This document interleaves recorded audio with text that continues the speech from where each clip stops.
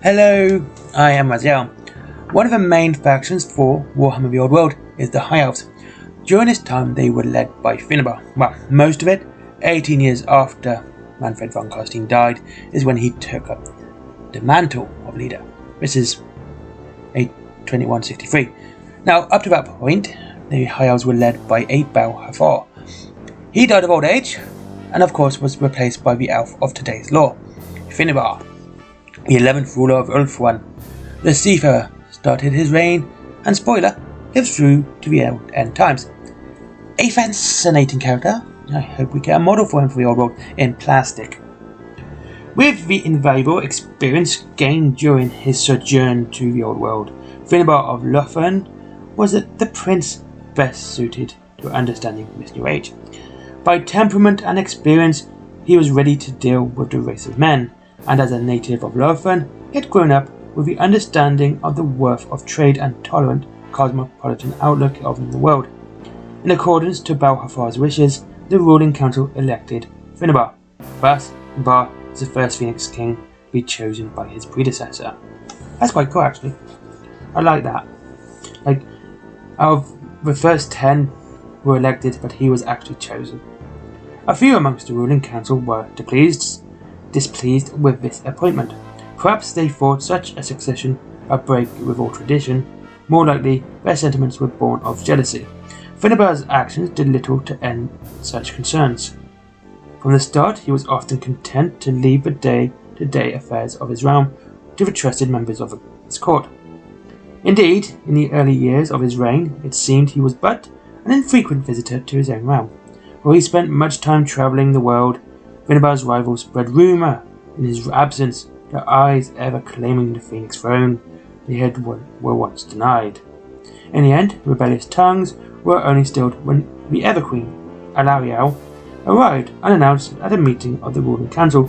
Standing before the Phoenix throne, she fixed her piercing gaze on each of the council in turn, and in icy tones reminded the princes where their loyalties truly lay. Thereafter, criticisms of Finubar's rule were decidedly muted. As the years passed, Finubar's voyages became more sporadic, though none could say whether his wanderlust was finally leaving him or he simply found whatever he searched for. Increasingly, Finubar split his time between the business of rule and taking counsel with Belenir. Jeez, these are High Elf names are Scrabble winners, aren't they? Belenir, one of the oldest and wisest lawmasters of Hoeth. In the 138th year of Finubar's reign, the Great Chaos Incursion began, and it looked as if the Chaos powers had returned once more to claim the world. The Witch King himself returned at the head of a mighty host, and swept the defenders of Ulthuan before him. War raged all over Ulthuan's kingdoms. Avalon burned, and for a time, it seemed as if the Ever-Queen was lost amongst the carnage, and the realm with her. And two mighty heroes, the twin brothers, Tywin and Teclis, arose to secure the realm and repel the invasion. Well, honestly, we know that both of them were around before that. They were just doing their own thing, kind of messing about,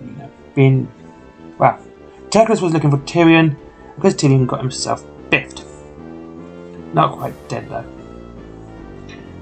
By the efforts of the extraordinary twins, the Dark Elves were driven off, and Ulthuan was rescued from the brink of destruction. Finubar was greatly pleased by the twins' deeds, and brought them ever close into his councils. The Phoenix King deemed that the last war had been merely the opening skirmish in a new age of destruction, and was determined to command the loyalty of Ulthuan's mightiest heroes. In the years that followed, other heroes would join Tywin and Teclis at Finubar's side, some whom would go on to become as famous as any of the Phoenix Kings. Since then, the world has grown darker, despite a series of magical wars raised around the island in the reign of Bel Corandris. Norse raids on Ulthuan have become ever more numerous, and a horde of goblins led by Grom the Paunch, Misty Mountains, even managed to pillage eastern Ulthuan. Dark Elf raiders have continued to commit innumerable acts of piracy. The promise of a new golden age of peace has faded, and the elves and their own new allies have looked once more to their weapons. For the elves, the present holds both promise of renewal and a threat of destruction. Their old enemies have grown stronger while they have in turn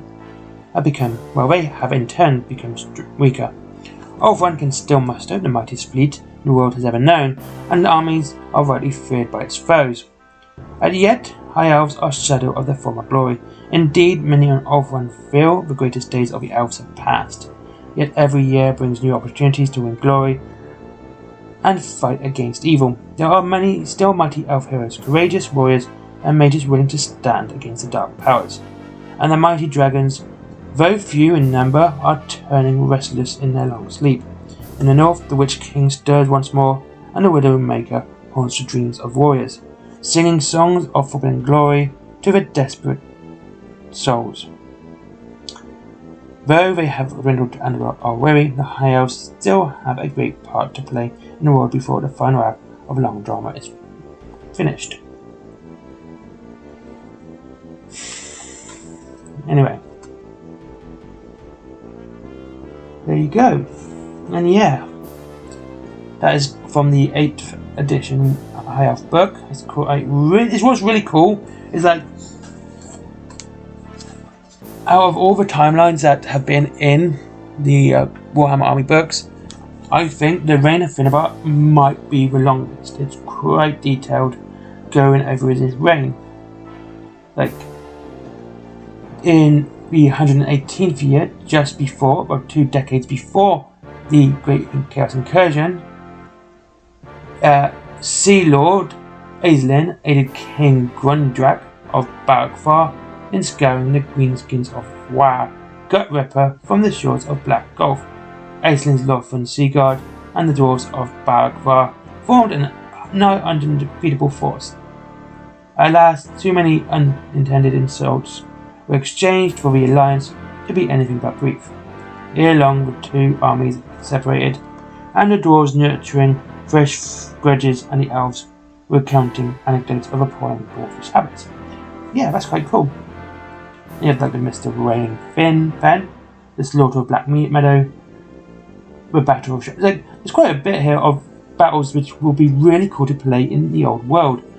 But the Siege of the Holy Flame, which happened in his 10th year of his reign, the Scrolls of Azuran recorded that this year, the Keeper of Secrets, Nakari. Oh, Nakari!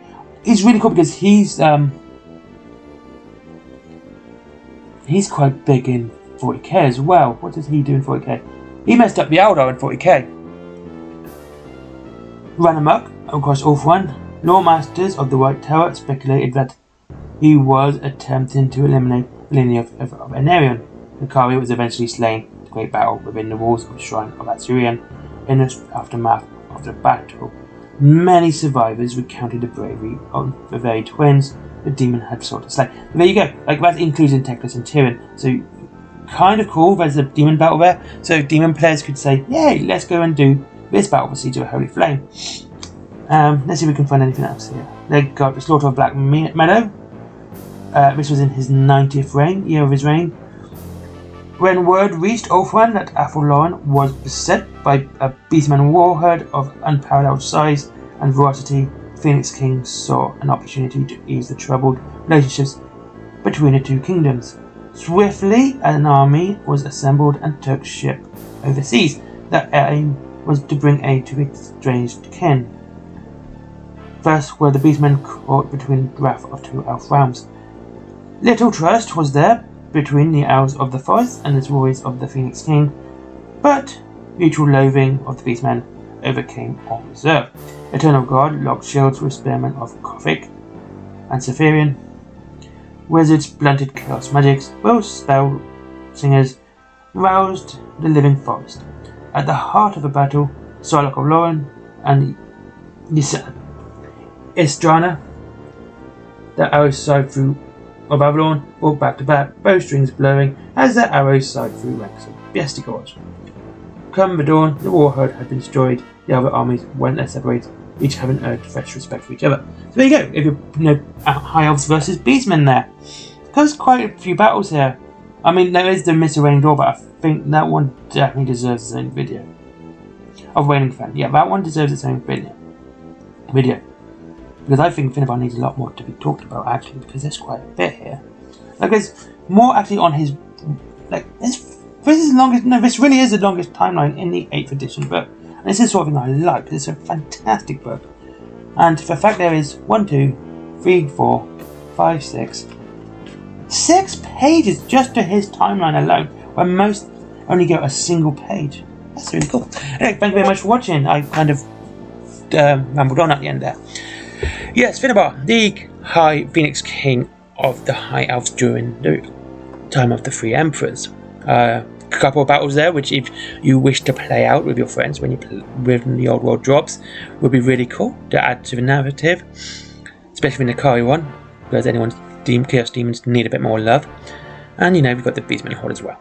Thank you very much for watching. Link to Wayland Games if you wish to save money on your High Elves. Up to 20% down below. And of course there is Forbidden Planet if you like comics, my comic if you like violence, and my merchandise if you like art, and of course Patreon. But as always, treat yourself to something nice first before just giving me money. Have a great day, and I'll see you in the next video.